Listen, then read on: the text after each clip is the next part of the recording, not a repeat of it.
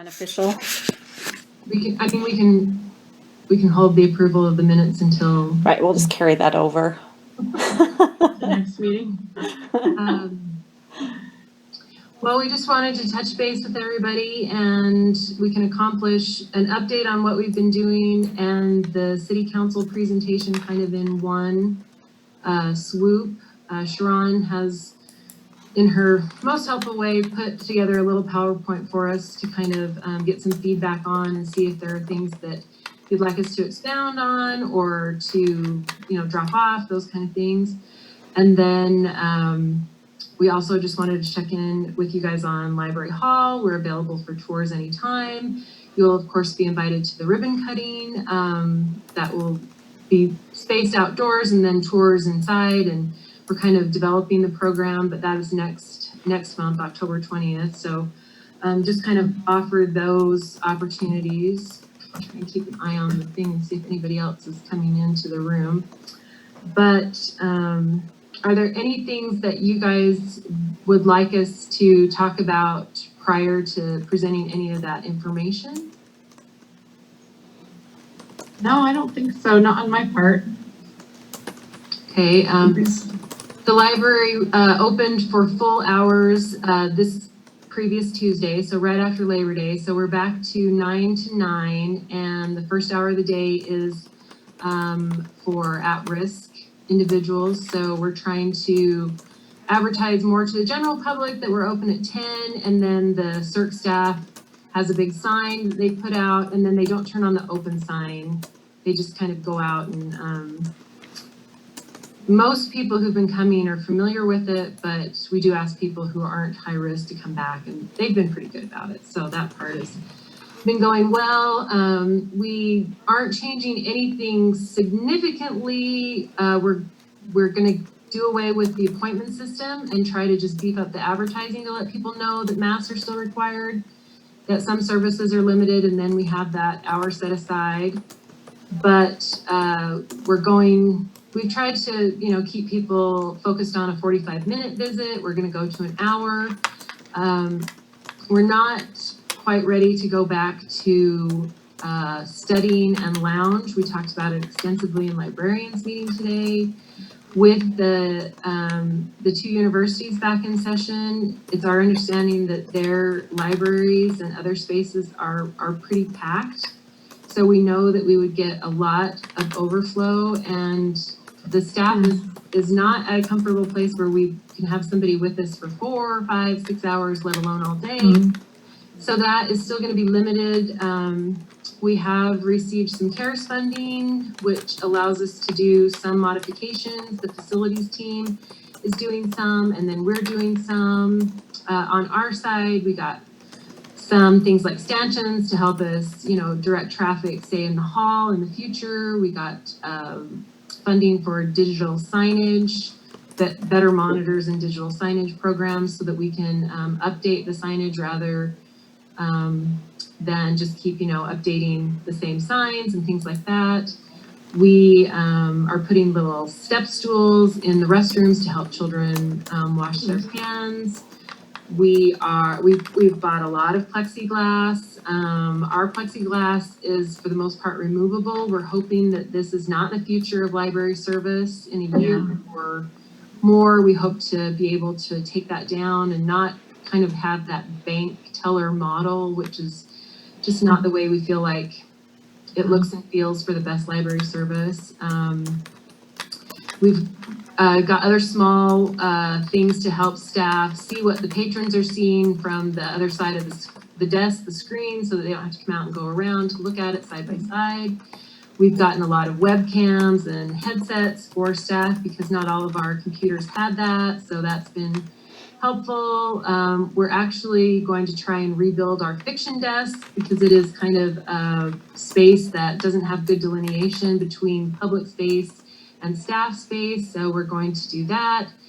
Facilities is looking on things on the doors and other things in the restrooms and things like that, but the city just had a chance to, everyone kind of submitted what they thought were their COVID-related needs and not take advantage of the funding, but to, make sure it was shared around and addressed appropriately. So we're still working on some of those projects, and we will continue to work on them. We did get approval to buy some study furniture that was a much smaller footprint than our traditional tables that we have in the reference area and other areas. Hoping that when we do feel like we can bring study back, we can spread people out a bit more and take up less space. We've ordered some little side tables like you would just pull up to a regular comfy chair so that people can spread out and study that way. We're just trying to look at opportunities down the road, but we've got to watch some numbers and watch the community before we bring study back. But people can come in and use the computers. They can come in and use the print station. Some of the other things are in the presentations. I can go over those then. In librarians meeting today, we also kind of put our top 2 or 3 issues about library service, specifically Orem library service, that we want to focus our energy on over the next year to 18 months. And I think the overwhelmingly top choice is trying to reach a bigger audience, a wider audience for the ones who say, I've never ever been in the library, or why would I want to go to the library, or the library doesn't have what I want. So we're going to try and look at some real targeted efforts to see how we can expand that. And then I need to rank the other things and let people kind of vote on it. Obviously, inclusion's a big one. Online and digital offerings was a big one. So we've got a lot of big things we want to do, and we want in this COVID time to be more relevant than ever before if we can. So we're continuing to work down that path. That sounds great. I'm happy to share the screen to get a little feedback on the PowerPoint. Whatever sounds good to you guys. Yeah, So I'm sure it'd be great. Okay, I'll see if I can do it. I'm not usually the host of the Zooms, because luckily people do that for me because I'm challenged. Can you guys see my screen? No. See, you can see Suzanne. That's what I'm seeing now. Suzanne's big and everybody else is small. I'm sure you like that. I think you can change that somehow.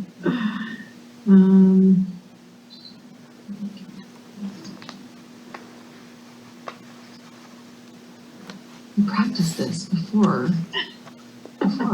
So share the screen. It's showing I could share mine. Does it have, oh, there we go. You So see you got it. Yeah, you got it. Just a little delayed. Okay. My apologies for the delay. This will be at our next city council meeting. I don't know, Suzanne, if you're available or how you guys would like this to proceed. The council meetings are Zoom meetings, and no one has to come to the building. They just, if someone's a host, they just share the screen, give them privileges, whatever the language is. That was it the 27th? I'm looking at 29th. 29. 29th. Which you guys should be good. So just a recognition of who served with us the last year. We are again light on some members, but we're working on that. Charlene, one thing, your name isn't hyphenated. Oh, I'm sorry. Yeah, I will change that. Okay. Oh, wow, you can do it right now. So nice. Then we thought we would just touch very briefly on our COVID-19 response. Library was closed from March 13th to May 3rd. We were one of the first libraries to reopen for browsing. We did not choose to do curbside service for a number of reasons, mostly because of our size. We knew there would be big demand, and we sent our staff home, and we would not be able to send people home if we had done curbside. So We also had some parking lot work being done, like big serious parking lot, a new sump and some other things. And given the spring, we weren't sure, you know, how inclement the weather was going to get. I've already sent some communication to the council about that. We didn't have a huge demand for curbside, just a few questions here or there. And we did address it with the council so that they would understand our position. You know, trying to get our feet under us with COVID, no one really knew what we should be doing. We weren't confident that it would be a good idea to bring 100 cars to the library every day or different things like that. So it was probably safer then than it is now, but nevertheless, live and learn. So they're kind of familiar with that, I hope, or I can address that. But so most of the staff worked from home, and that was what the city intended. We did have some staff remain in the building to clear the book drop, to answer the telephone and email questions. We had folks providing assistance with online resources.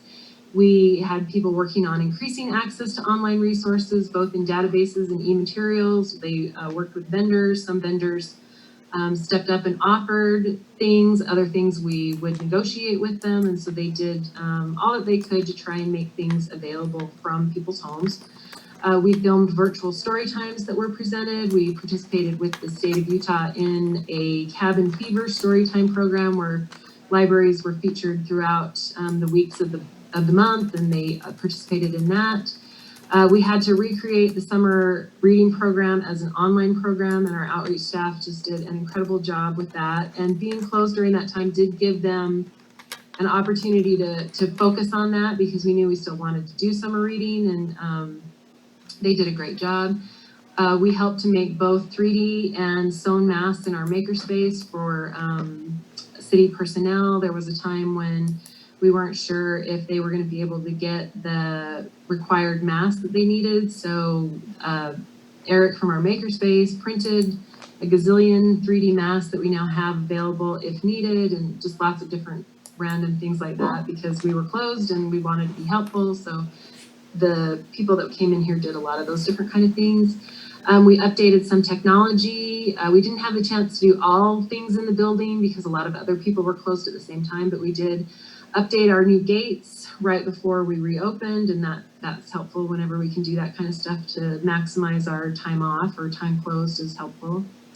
And we outfitted the building with a lot of precautionary features. Again, all the plexiglass, the stickers on the floor, the signage, you know, we did a lot of those things. One thing that we were not able to do was to keep all of the flex staff employed with us. Many of them did have the opportunity to apply for some short-term benefits during the time that they were not able to work. We have a few areas that it's very difficult to give them work to do at home, and so it was kind of the direction of the city that we were standing down on flex for a time, but they were extremely loyal and came back to us, and we are grateful for every bit of assistance that was provided in other ways. Our online story time has been popular this whole time, and our storytellers have put their whole hearts and soul into it. There's just a couple of examples. They've done just a variety of topics, and they have different tellers, and they've really taken the opportunity to interact with kids even from behind the screen. Summer reading was one of those things that we had a lot of heartburn about. The theme was around the world in 8 weeks. We had 1,630 participants. They did sign up in teams, and so some of them were families or school groups. That does represent just over half of what we had last year. So it was a much lessened response. We admit Ken Bonnie into our room. See if he shows up. There he is. Hi, Ken. Oh, Ken has the best background. So Ken, we're just doing a little bit of the overview that we were thinking about presenting to the City Council. So weigh in if you see anything that you think we should expound on or that isn't clear. Talking about summer reading, it was successful, even though we had about half the participants we had last year. They surveyed everyone, and 100% of those they surveyed, which was a pretty good number, enjoyed earning the badges, which was great. And 95.6% of the participants were satisfied or very satisfied with the program, so those are great numbers. The activities included, I guess I should take off online because they were just activities. We had take-home activities, so if parents or kids came to the library, they could pick up a packet and take it home and do what was in that packet, whether it was a craft or an art project or an activity. They could earn badges. They could read together as a team. We offered trivia options. There was a Beat the Librarians trivia that was really popular. The librarians got smoked, I will say, but it was a lot of fun. People enjoyed it. They did an online escape room. They did Harry Potter Around the World. Holly Grierson, our outreach associate librarian, she met with someone who actually had a hot air balloon, and they did an in-depth kind of tour of how the balloons work, and that was really cool. I enjoyed watching it myself. They did a Taste the World program where they highlighted different options for people to try at home. We did offer prize pickup at the library. They did it in a pop-up outside the building to try and make it safe and accessible for people, and people actually enjoyed coming out. Sometimes that was the first time they'd been to the library, and they enjoyed talking to the librarians for just a minute and picking a prize. And then the finale was a drive-through finale, which we didn't really have concerns about it, but it was kind of one of those fiddly things where we're going to take over the whole parking lot. And the city manager was super awesome. He recruited our public works department to help us with cones and some barriers to make sure that people knew exactly where to drive. And then they set up different continents, countries, cultures throughout, and people had a drive-through experience. And sometimes people asked if they could go through again because it was fun. So it was a really good effort by our outreach staff to provide something. They're also looking to do a drive-through Halloween experience, nothing too scary, just a little acknowledgement that it's Halloween and we've missed you, and we hope it's fun if you come and see us, because we missed seeing all of our patrons. And the police aren't doing their ginormous trunk or treat this year because it's thousands of people that come out for that. So this would just be a little small effort for library patrons, but it was well received on the finale, so we'll try it again. They gave everyone who came to the finale a little bag of treats and small prizes, and then they drew for prizes. And so if the folks came to the finale, then they could get their prize. You know, something's Lego, something's books, something's Harry Potter. They had a variety of prizes to offer. So then we've tried to look at what we've done new or new technology over the last, I guess, calendar year, because it's been that long since we reported to the council. We upgraded our security gates at both the north and south doors. We ordered 2 new self-checkout machines, and they should arrive this month. I probably have an extra space there, I'll get it. We turned on holds for items on the shelf to expedite patron visits, maybe I'll just cut that. But we hadn't done that before because it was generally a staffing consideration of, could we keep up with demand? How would we guarantee that it was there? You know, all these different kind of things. So Anthony, our new division manager, Anthony Morris, we stole him from UVU.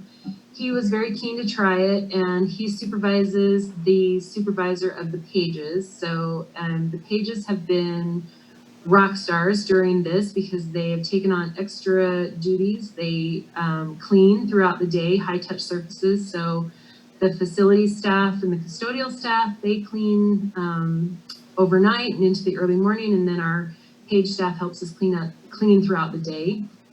And they have taken on pulling holds for us, which has been a big job, but it's been very popular.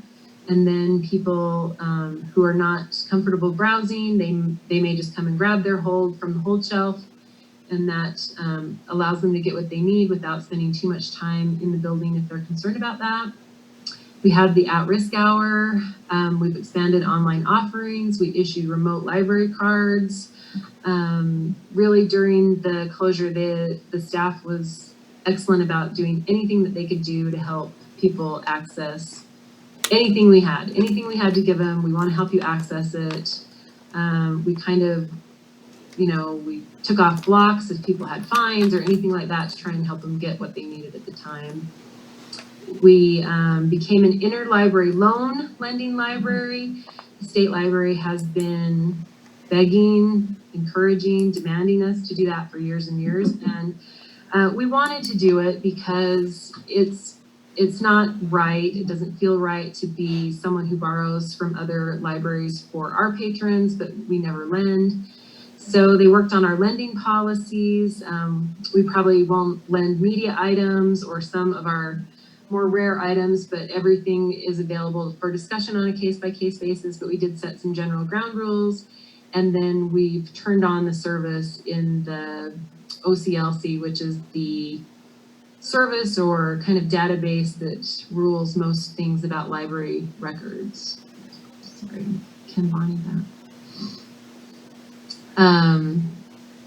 And we do receive a little, so we pay to provide the service, but then we can receive credit from the state library for all the loans that we do. So we are in the middle of seeing how that goes in a non-traditional year. We're looking at the staffing, and we won't know exactly how much we can receive from the state library. There's a base payment, but then additionally on top of that, you receive per your loan. So we're hoping it goes well because we needed to shore up the fairness of being a borrowing library and not a lending library. The children's staff has put together a lot of book bundles so people can just grab a selection of books on different topics, whether it's like a superheroes bundle or a bundle about, nature or different authors. And they've done a lot of those things and they do move quickly. So people are enjoying that. We have trained staff members in multiple areas on a variety of topics. We've had staff training in, as I mentioned before, inclusion and diversity. We've had technical training on our services. We have done supervisor training, you name it, we've done it. And we've attended approximately 600,000 Zoom meetings, as you have as well. But it's been good to stay connected through any means possible. So does this make us 600,001? Yes, 600,001 meetings.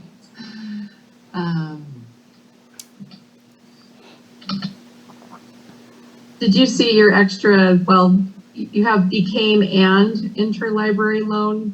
Oh, that's not good. There you go.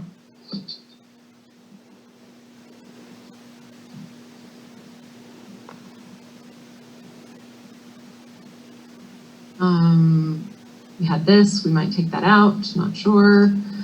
And then those are the book bundles. And then 10 plus years of City of Orem working on the project. It's all coming to fruition. We've continued to spend time working on the library hall construction with our contractors, with vendors, all that good stuff.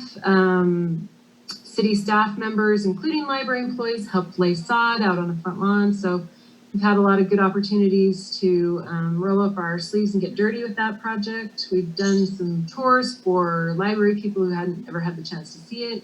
If any of you want a tour as an individual or a group, anytime is great with us. We are nearing completion. We are at millwork and punch list and some lighting and connecting the sound and all those kinds of smaller details that are about the end of the project. We have some landscaping to do. We're going to do some of it tomorrow because it's the United Way Day of Caring, and United Way has asked us to kind of work on projects at our own location. So some of us are going to do that tomorrow, and then we are going to invite you all to a ribbon cutting on October 20th at 4 o'clock. If you can come. We are still fundraising. We're launching a smaller campaign where people can name a seat. For the general public, we're asking for a $300 donation to name a seat. If anyone connected to the library, including Library Advisory Commission, would like to name a seat, there's a code, it's library in all caps 25 to purchase it for $200. So we're doing that. We've also had some people, just donate above and beyond that. So we're trying to finish the donation campaign. Family Foundation has offered us a match of up to $25,000, so we're working on that. We've ordered some pins that would be a little thank you gift for those who say donate $25 or $50. So we're trying to bring that all together. Pete from the other side of the city center is going to help me roll that out on their Facebook page and social media. We'll do the same over here. We have some targeted mailings. And then I'm emailing lots of people that I talked to previously to see if they'll donate any amount at all at this point is, going to help us with that match. And they're doing it for the fitness center project too. So we have all of that going on. Is there anything in the presentation that you would like us to highlight or maybe not emphasize or spend time on?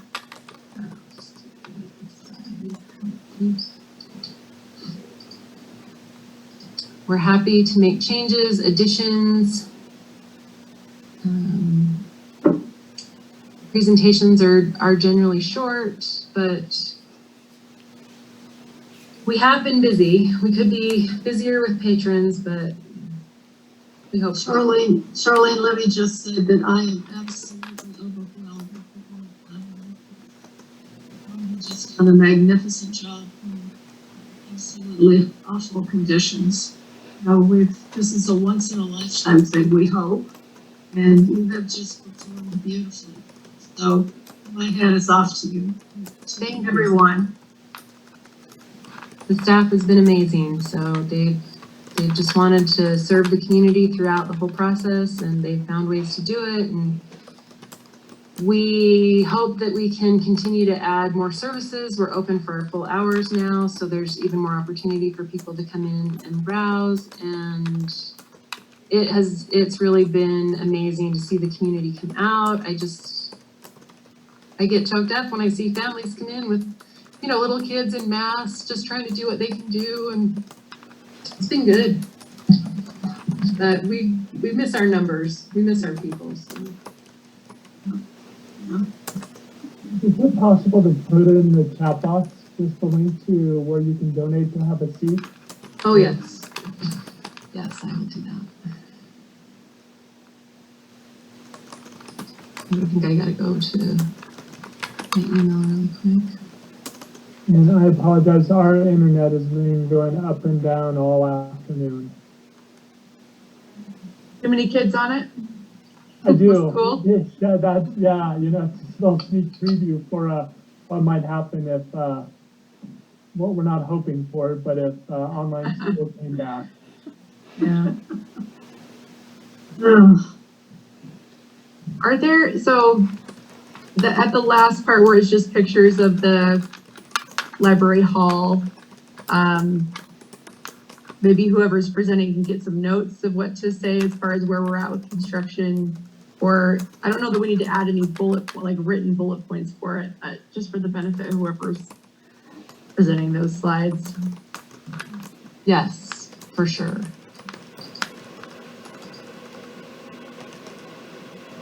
And Charlene, as far as I'm concerned, I would be happy to turn it over to you. I don't need to be involved in fact, I think having people involved in this is going to get kind of dicey. I would recommend that with Zoom, we probably just have one speaker. Yeah. Suzanne, would you be comfortable? Yeah, I was just gonna say I'm available. I'm fine doing that. Awesome. We'll put some notes in there to be helpful for sure. And so we would just connect Suzanne into the city's system, and then if others want to join, I can get the link, or you can watch it on the city's regular page, and we can send out instruction for that. Yeah, that would be great. Starts at 6 o'clock, right? On the 29th? Yeah, it starts at 6, and they usually try to do the commission presentations pretty close to the front. Yeah.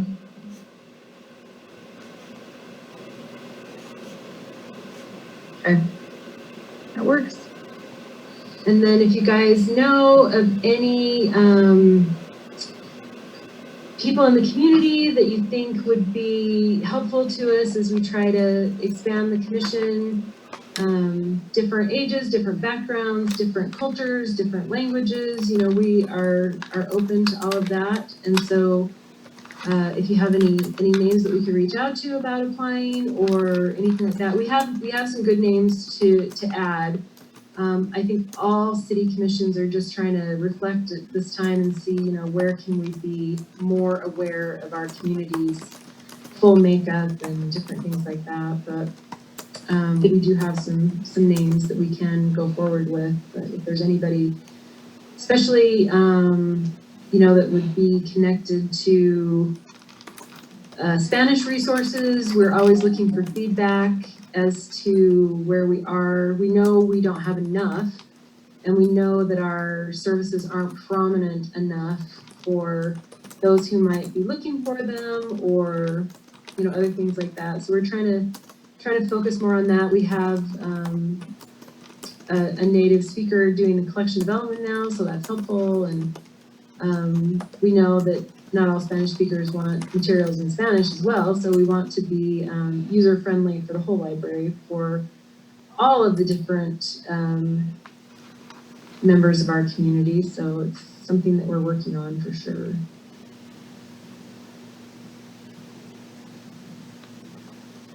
So you just want us to email me those if we get names? Yeah, if you can think of anybody that would be Okay. helpful, we could reach out to them and explain, you know, kind of the structure in a regular year, and then let them know what to do to apply and that kind of thing. Right. I have one African-American friend that might be interested, but she's incredibly busy.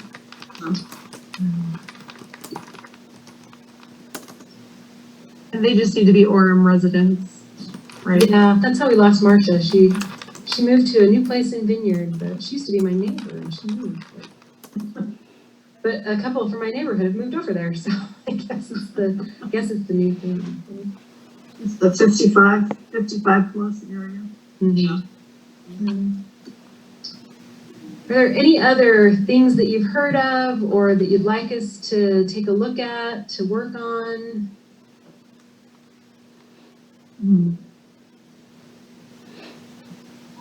So the online library, I've been on it recently. I saw the logo changed to the Beehive Consortium. Is that right? Do we need to mention anything about that?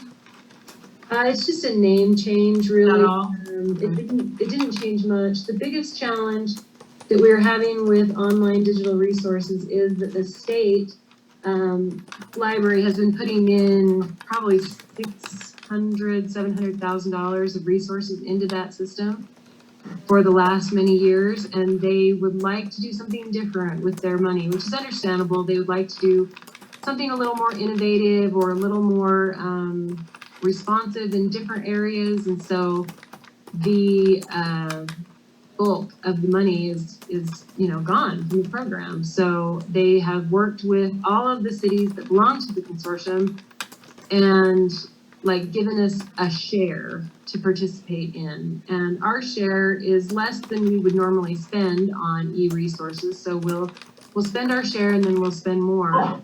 But the world of e-books and e-audiobooks is it's very cutthroat right now. We have publishers and a lot of restrictions, and the demand is very high and the prices are very high.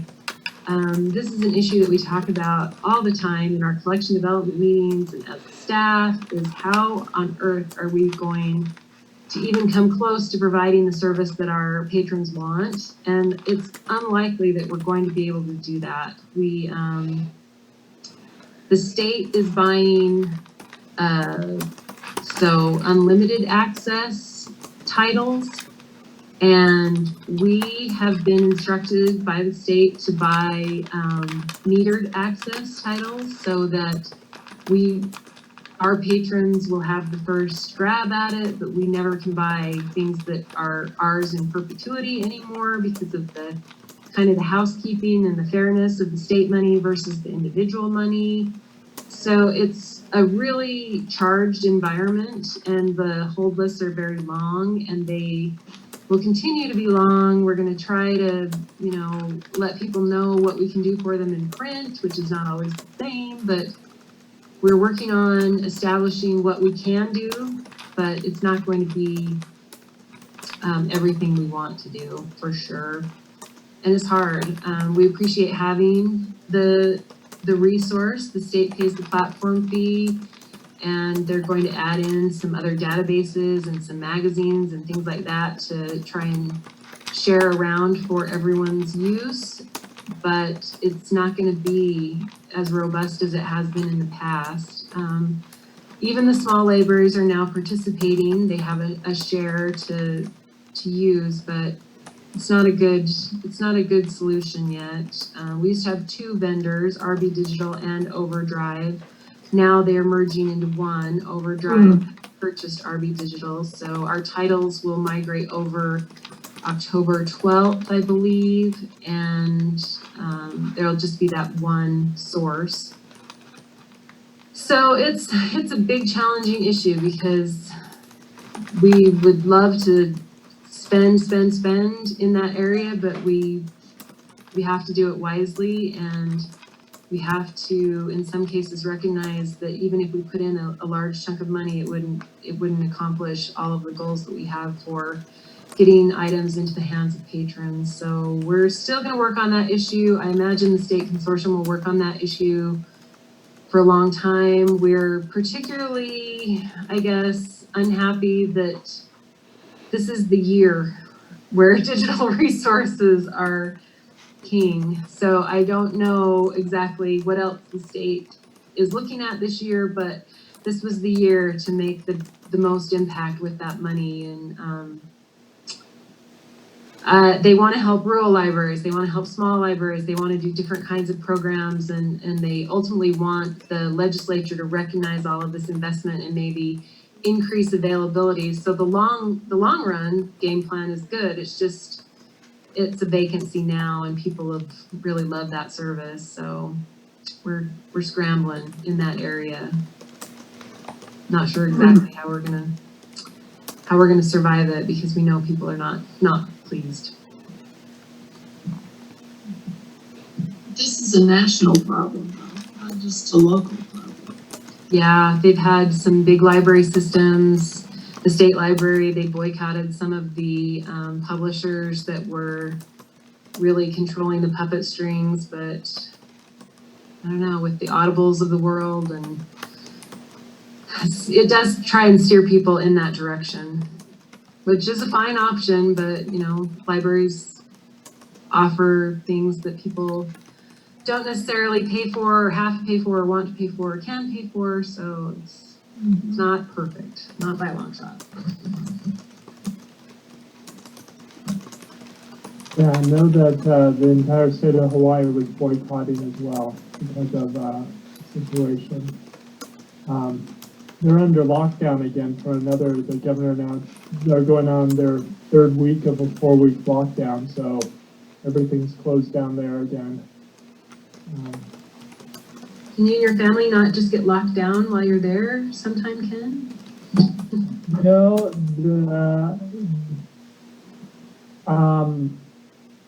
Staying 14 days in a hotel would, I think, drive me crazy, but just to make you jealous, that's why I work in Hawaii. Doesn't that just scream tropical?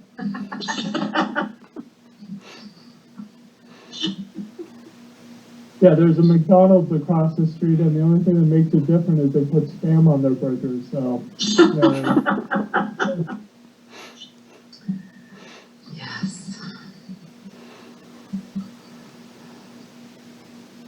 Well, we can work on the presentation a little bit more and get it refined and then get it out to you.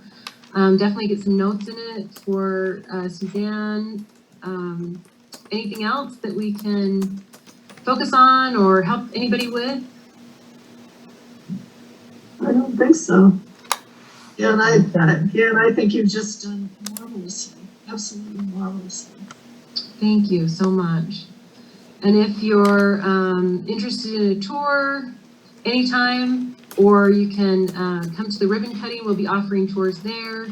If you want to come for a social distance tour, we absolutely promise social distancing right now. And we're going to do the ribbon cutting with the seats outside for the ceremony, outside scattered around, and then people can take a tour.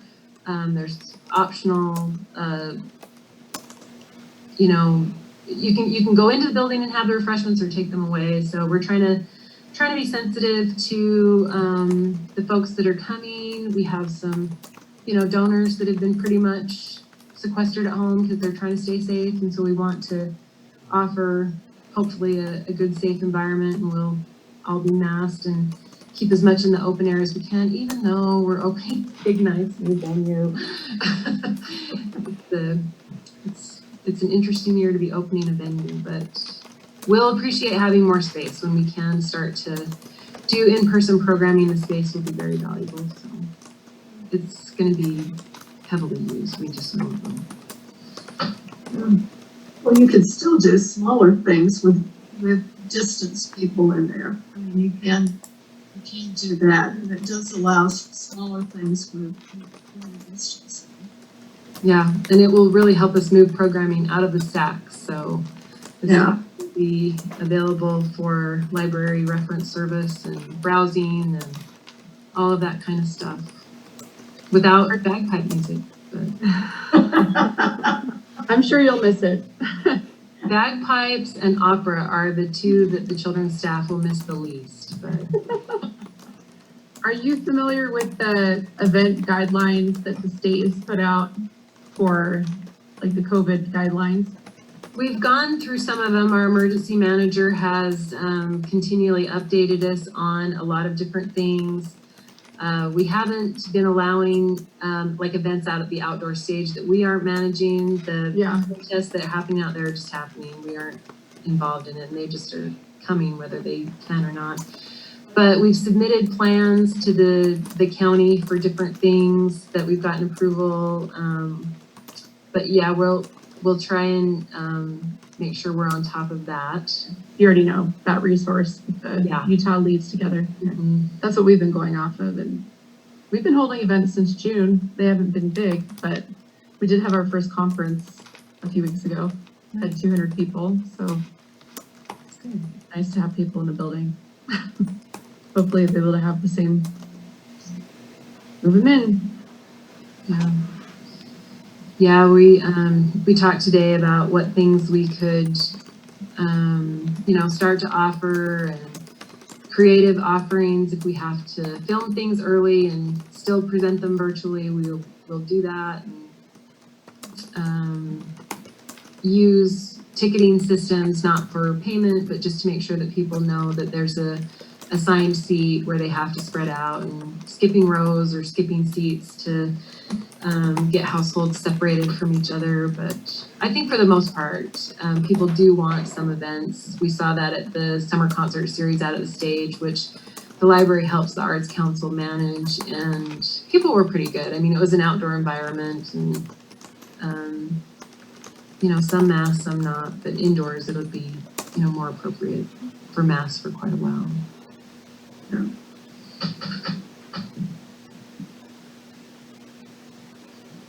Good. Good. We never called the meeting to order, so I guess we don't need to call to close it, right? These are crazy times. So thank you all so much for your time. I know we have always appreciated your support, your continued support, and we look forward to big things in the near future, and then just continuing on with some other things. We might request some funding for a survey, or we might work with existing, survey channels that the city has for kind of getting our ideas as to what the community wants to see from the library, or where we're succeeding or failing or anywhere in between. So that could be coming up in the next calendar year for sure, if we can get some budget funding or some traction in that area. But we do appreciate all that you guys do for us in terms of sounding board and advocacy and participating in our interviews. I was telling Mary how much we love our new division manager. She came over and helped us interview our final candidates, and we got a great one. He's going to take tech services far, far, far. And we're so appreciative of all the support and help. And we've missed seeing you, but it's good to see you guys now. We missed you too. Again, thanks so much. Y'all are doing a great job. You really are. Thank you, thank you. Thank you. Okay, See you guys later. see ya, have a good night. You too. Good night. Bye.